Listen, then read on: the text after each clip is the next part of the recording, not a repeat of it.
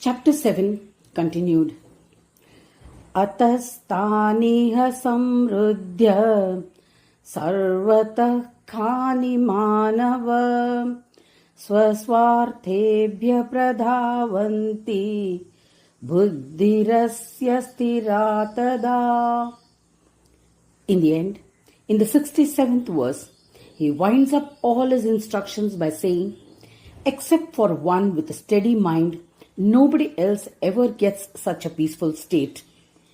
Restraint of the sense organs is the secret factor that impacts positively.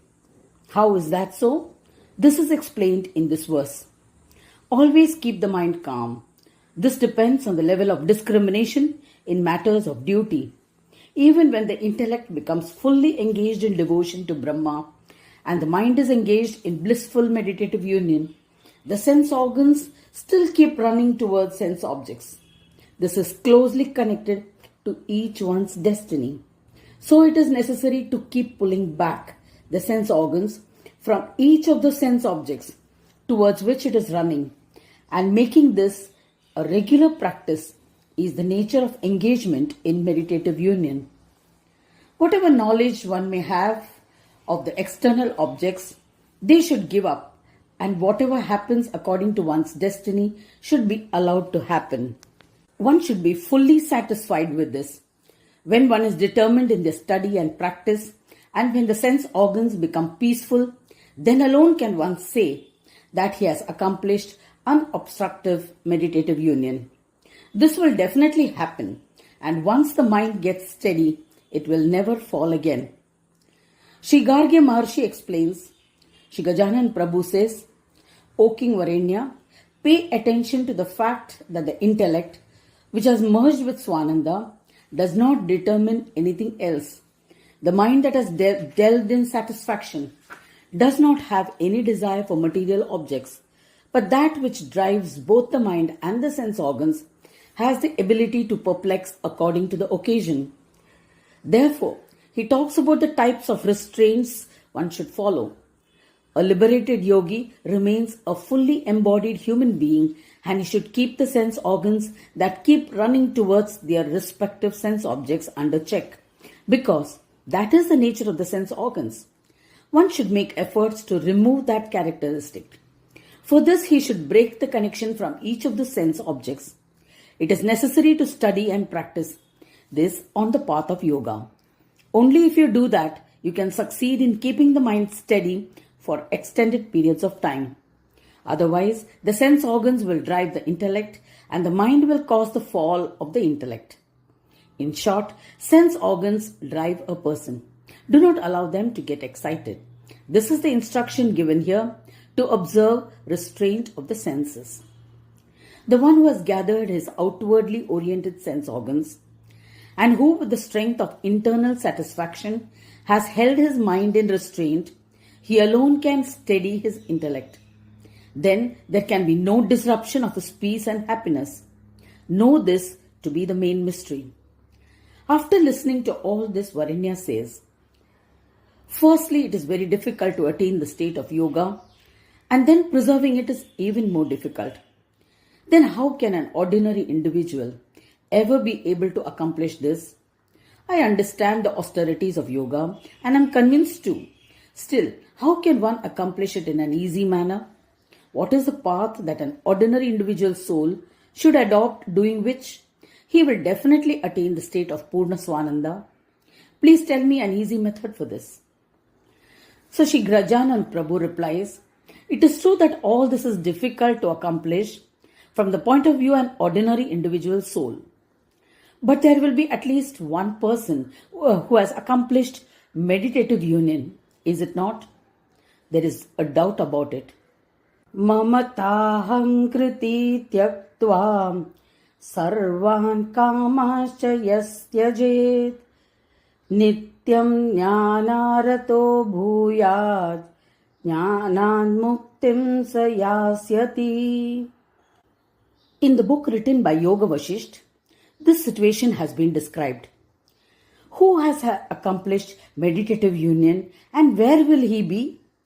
When Sri Ramchandra asked this question, Vasishtha Muni went into meditation and with his divine vision tried to see whether or not there is at least one person in the whole universe who has accomplished meditative union. Even if we find one person, then we should consider it as most fortunate. Perhaps you may say that you have spoken a lot about Shukha, Datta and other such yogis. They, even being subject to death, had not attained Siddha by their self-effort alone. Therefore, if an ordinary individual soul who is subject to the cycle of birth and death practices austerities and attains Svananda meditative union, then he is truly fortunate. Hearing this, Rama asked, "Is there anyone who is an accomplished yogi? And if so, where is he? Please tell me." Seeing through divine vision with the power of meditative union, Sage Vasishtha said, "I can see nobody in the two universes. In the third universe, there is one person. Now you can understand how difficult it is to attain the Siddhi of meditative union." Still, Shri Gajanan Prabhu says to King Varenya in this 68th verse, "If one finds himself in difficult circumstances and has no strength to accomplish meditative union, I shall tell you an easy method of maintaining an unbroken discipline for attaining the Siddhi of meditative union."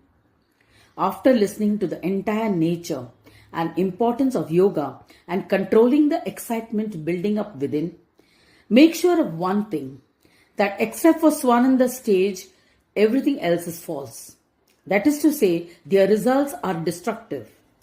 Then why should you have love for it, or that you should have it? One should give up all desires towards material enjoyment which has its base in duality. That means you should not hold any concern or tolerate any kind of unfavorable situations, howsoever many or in whatever state they may be.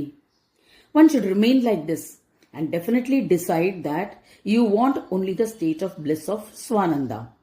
And one should also not care or be conscious of the results such as joys and sorrows of all the engagements done during the waking state.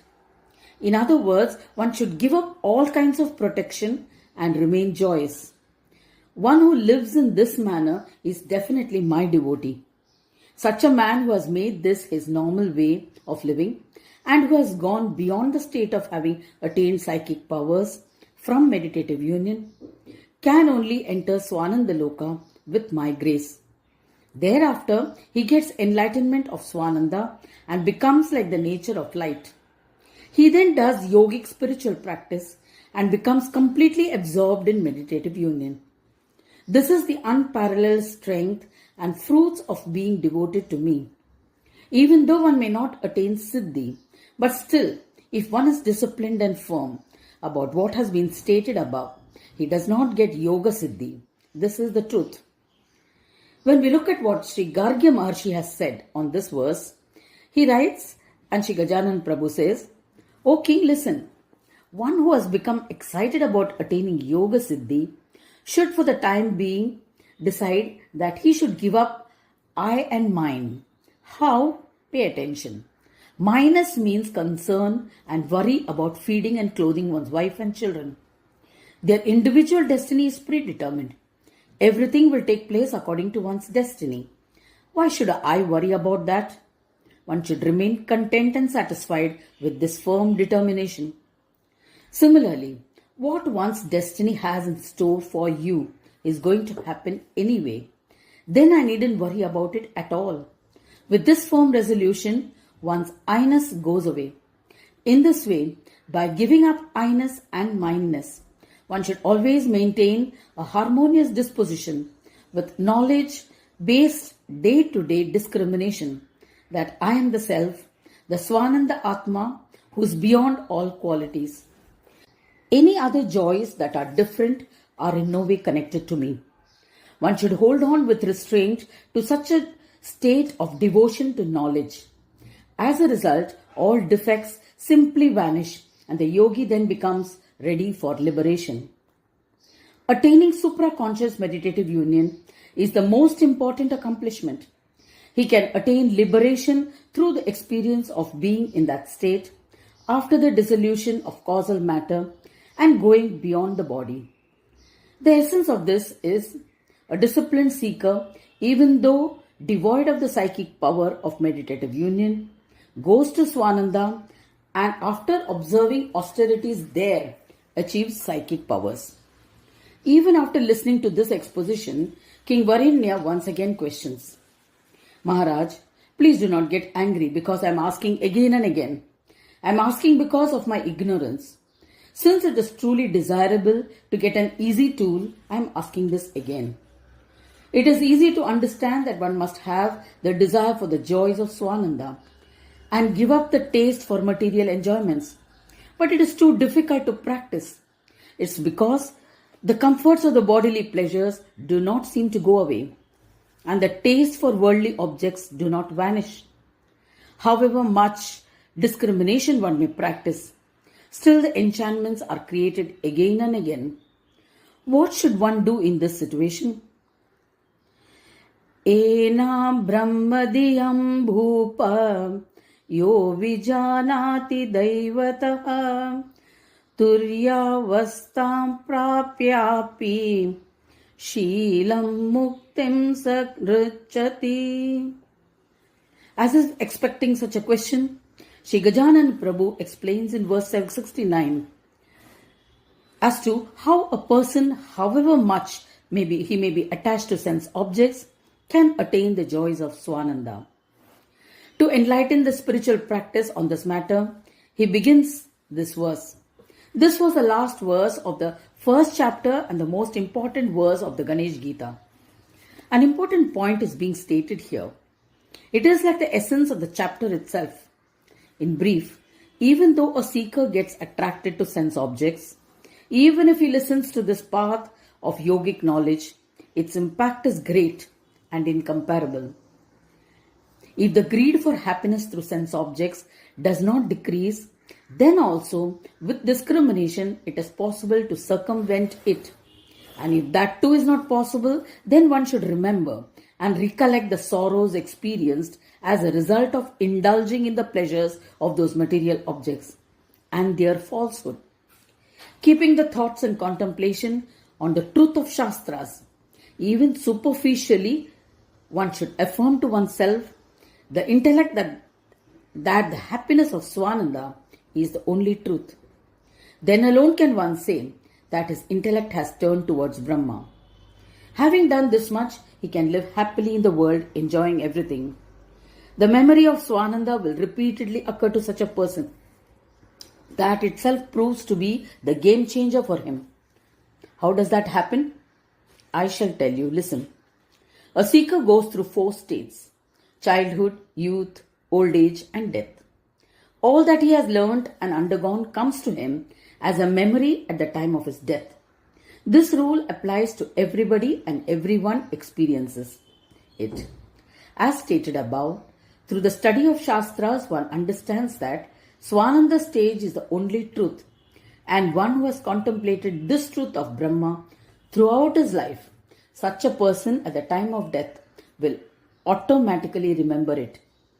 And ante mati, meaning what you remember in the end, is what will decide your future path. On that basis, such a person will automatically go onto the path of Svananda. For attaining this, even while enjoying the material objects, one must continue to study and practice the same way. Prabhu says, that conscious spirit will definitely attain my loka. The yogi who, after accomplishing meditative union and attaining Shanti Siddhi, should keep holding on to the state of enjoyment that he is enjoying, so he will then get the benefit of my grace. In fact, he attains that state only because of my grace. This is definite, because living up to the truth of Svananda is due to devotion to me. Firstly, understand the significance of the whole in its entirety. One should have imbibed that Svananda Yoga is signified by the word yoga. After assuring this, he briefly described the 4 types of yoga represented by Shakta, Saurya, Vaishnavi and Shaiva. After mentioning their states, he also demonstrated the states of spiritual practices and then fell silent. Now he will narrate the completion of Svananda Yoga and also that which will lead towards its end, namely Purna Yoga. The complete description of Svananda Yoga, which is the nature of complete self-knowing, has been narrated here. The method of attainment and the states therein have been explained briefly. Their detailed explanation will appear in the later books of the series. Because without having the knowledge of the states, it is not possible to deal with the role of tools. After speaking about Shakta Yoga in the second chapter, Saura Yoga in the third chapter, Vaishnava and Shaiva Yoga in the fourth chapter, the complete glory of the self-knowing Ganesh Yoga, where all these four get absorbed, is explained in the fifth chapter. How it happens should be known. That is, Shive Mai Naradhipa Ya Abheda Buddhi Yogaha. It will then be understood that, as promised, their full consciousness is accomplished. In this chapter of Ganesh Gita, the first chapter, verse 21 is the most important, as it contains the essence of the entire Gita. To have a complete understanding of it, the whole Ganesh Gita has been instructed. The question raised in the beginning by enthusiastic practitioners of yoga about the knowledge of Purna Yoga has been replied with a description of the knowledge of the Lord of Svananda. In the verse Shive Vishnu, etc., the first instruction is about the complete Svananda Yoga, which is self-knowing. The same thing is then elaborated as Shiva, Vishnu, Surya, Shakti, being the four types of Svananda Yoga and their ending in Ganesh Yoga. After that, it is about how we can attain the experience of being in the Abheda Svananda Yoga. This portion has been described in the present chapter. From here on, Shri Gajanan Prabhu remained silent. After concluding every chapter, a resolution is written. Let us try to understand their significance. It begins with Om Tat Sad Iti, the entire world consisting of animate and inanimate things, and the meaning and the means of enlightenment, namely the Vedas, Shastras, and other scriptures, and their related karmas as tools are all indicated in the beginning with the letter Om. The attainment of the fruits is indicated by the word Tat, and the connection between the attainment and the one who attains it is indicated by the word Sat. The ending of all Swa happens in the state of Ganesha. Also, the place of enlightenment of everything is the Ganesh Gita. Therefore, the words used in the beginning are Om Tat Sat Iti. The word Iti is used to indicate the ending of something. In the word Srimad, the word Sri means beauty. Since the beauty of the entire knowledge is found here, this Gita is said to be endowed with beauty, and in this sense it is known as Srimad. The word Ganesh Gita Su indicates the entire indivisible Brahma with attributes and without attributes, which is seen here, and Ganesha himself has sung the praise of consciousness. Therefore, it should be called the Ganesh Gita. All kinds of differences have been described. That is why it is stated in plural. The meaning of the words Upanishad Arthagarbhasu is the knowledge that takes you towards the state of Brahma and the knowledge that will give actualization of the state of Brahma are called Upanishads. This Gita contains the description of all the Brahmas and the instruction for the methods of actualization of each one of them. Therefore, it is considered as Upanishad itself. Again, the word Arthagarbha is used to indicate the mystical secrets that reveal the understanding, which is always blemishless. These will remove doubts of all kinds and which is absolute consciousness, that which cannot be attained except for the grace of Ganesha himself. He is the only one who is attained through Gita. That is why the word used here is Arthagarbhasu, which is the special stage. The important thing here is that in all the other Upanishads, the stage given is Upanishadsu Brahma Vidyayam, and nowhere is the word Arthagarbhasu stage mentioned. Now let us look at the stage indicated by Yogamrita Shastre.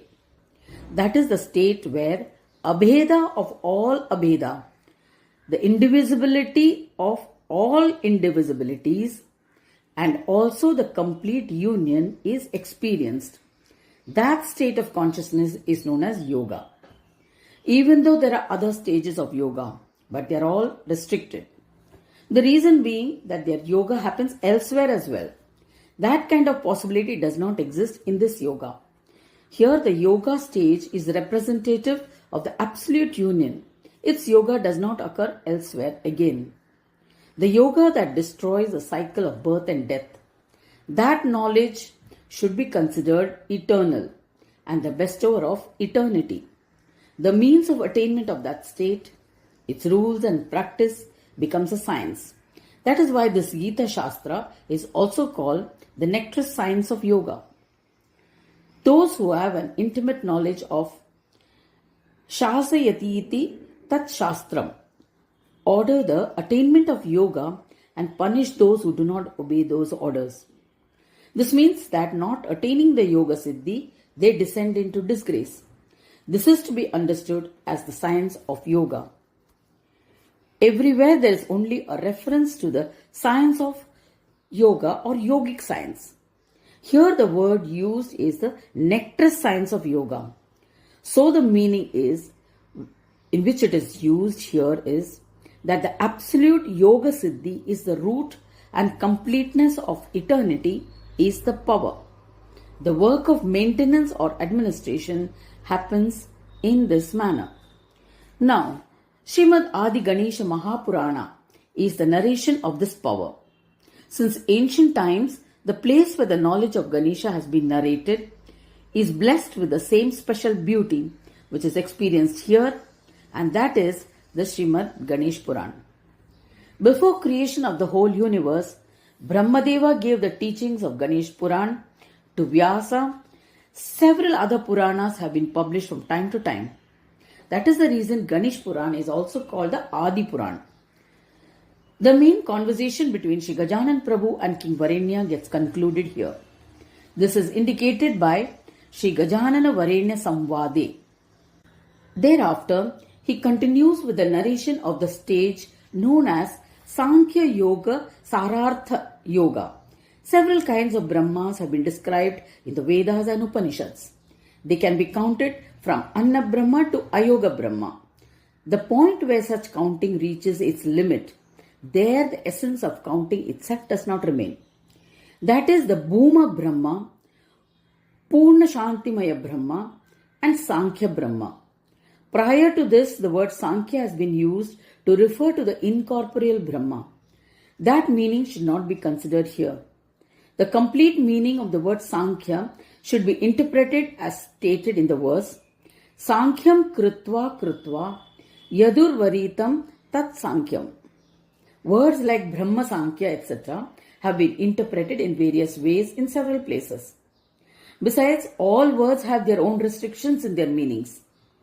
The same have been used in the expression of Purna Yoga as well.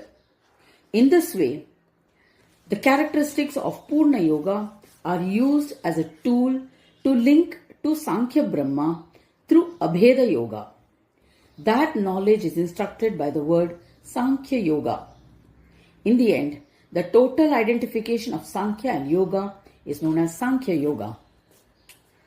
Shri Gajanan Prabhu says, I, who am the embodiment of absolute peace, is being extolled as yoga itself. That is not the meaning in which it should be understood here. There are several meanings for a word and their use should be in sync with the context. Bringing the above mentioned characteristic of Sankhya Yoga into context, it is understood as the attainment of Purna Yoga through the tools of Sankhya Yoga. Therefore, Sankhya Yoga is referred to in this first chapter as Sartha Yoga. The explanation given by Sri Gargya Maharshi in this commentary is also on the same lines as above. Srimad Ganesh Yogindracharya says, the Atman that drives my mind is Chintamani, who is seated in my heart. He has written this commentary, meaning it is written in the way in which he has inspired me. I wished that even those with very ordinary intellect should be able to clearly understand the Ganesh Gita in an intelligent way. That desire was fulfilled by that ocean of grace. One should understand the impact of the greatness of my Lord. It is as though the secret of the Vedas were hidden in the caves of the Vedas. Since Kali Yuga is by and large characterized by a dominant tamoguna, it is captivated by the intellect of the individual soul. As a result, the intellect of an ordinary individual soul is extremely soiled and dull. In order that such kind of cultured individual souls may understand this secretive knowledge clearly, Shri Gajanan Prabhu inspired me and seated in my heart got the commentary of Ganesh Gita written through me. It is true that I made that prayer, but it was merely an incidental cause. This commentary is a blessing and grace of Shri Gajanan Prabhu for all Ganesh devotees, sadhus, saints and willing listeners who out of their own desire should assimilate the knowledge of Ganesh Gita, which is the main reason why it was given. Keeping this in mind, one should read and study the same closely. It is only in this way that they will be able to get this rare and complete knowledge of yoga. Truly, you are the only one who fulfills everyone's desires. Your knowledge is beyond even the Vedas and other scriptures. Then how can I praise you enough? Now I am prostrating before you in full surrender of everything. Your grace has placed through me in the form of Saraswati. Shri Gajanan Prabhu is the form of my Sadguru. All knowledge about consciousness has been enlightened only by him. Seated in my intellect, he is doing the work of illuminating the meaning of words. It is because of this that the seekers feel a spurt of appropriate knowledge from time to time. I prostrate to that Sadguru who is in the form of enlightening consciousness. In these Kali Yuga times, you have manifested in the form of divine consciousness to cross over the innumerable seekers of foolish intellects. What a great benevolence this is! Without your great favor or without any question of who, how and when can one attain true understanding, it can never be attained. Only you can become an ocean of kindness. Therefore, we were able to gain the impossible. We all bow down to you. The intellectual devotees of Ganesha will find this book very easy. What is so surprising about that? This commentary, which was written in the pilgrimage center of Mayuresh, is dedicated to the Lord of Mayur Kshetra, Mayureshwar.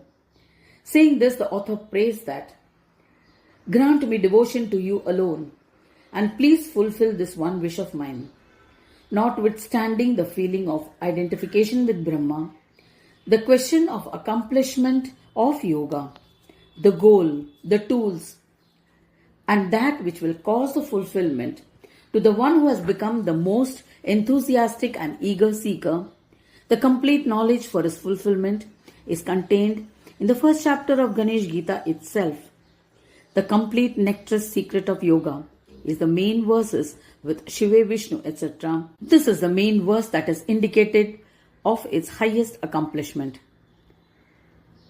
Om Tat Saditi Shrimad Ganesh Gitasu Upanishatsu Artha Garbhasu Yogamrita Shastre Shrimad Adime Shri Mahaganeshware Mahapurane Shrimad Gajanana Varenya Samvade Sankhya Yoga Sarartha Yogo Nama Prathamodhyayaha Shrimad Yogeshwari Ganesh Gita Prathamodhyayaha Sampurna Shri Ganesh Arpanamastu.